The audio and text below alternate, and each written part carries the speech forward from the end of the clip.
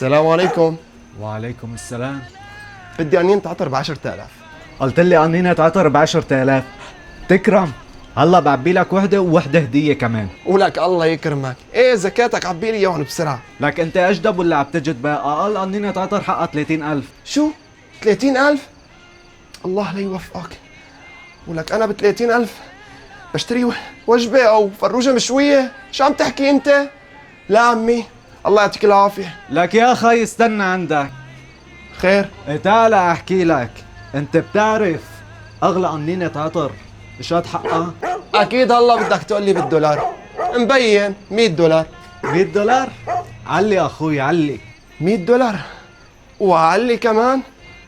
استنى شوي، لا تقول لي $1000 اياك. 1000 دولار؟ حطها في عقب جيبك. علي كمان. استنى شوي، وكل الله، انا قلت لك $1000. رح قوي قلبي واقول لك $10,000. لا تقول لي في اني انتعطر ب $10,000. حق بيت يا الله. قلت لي 10,000 دولار. كمان حطها في عقب جيبك. علي كمان.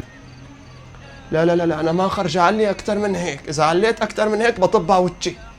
قل لي انت يستر على اختك، قل لي انت وخلصني. مازال انت حابب تعرف ايش قد اغلى قنينة عطر؟ شو قد حقها؟ خذ لي هالخبرية وقوي لي قلبك. يا سيدي اغلى قنينة عطر حقها 1,250,000 دولار. قصدك حق الكرة الارضية؟ حق قنينة العطر. ليش؟ مين اللي مخترع؟ فرعون مثلا؟ ولك انت عم تحكي هذا الرقم.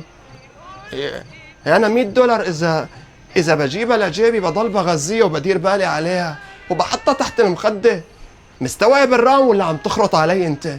هلا كونك انت فقير مثلي، من الطبيعي انك تشوف هذا المبلغ ضخم. يعني مثلا $100 بتدفع ايجار بيتك ولا بتشتري فيها قنينة عطر؟ ب $100 بدك ياني اشتري قنينة عطر؟ انا ب $100 ما بدفع فيها ايجار بيتي، انا بدفع اجرة سنة لقدام. لك انا $100 بعتبرها حلم يا ابن الحلال، اذا راتبي كلياته بالسنة ما بتخطى $100. ولك ايه وانت جاي تقول لي هذا المبلغ مليون وش قد؟ والله ما بعرف، بقالي الحاسبة بخربط فيه. ولك نحن الفروجة المشوية حلم عنا، حلم. ايوه، رجعنا لموضوعنا الاساسي. عبي لك قنينة عطر ب 30,000. 30,000؟ استنى شوي، حظ اوفر. بدي اشتري فيهم اكلات للاولاد وبشتري لي هيك كم قرص فلافل. ايش شو ب 30,000؟ يعطيك العافية، الله يخرب بيتك على القصة اللي حكيت لي اياها. ابا لا تنسى تعزمني على الفلافل. ولسه بقولوا لي ليش لا تغير هي المهنة.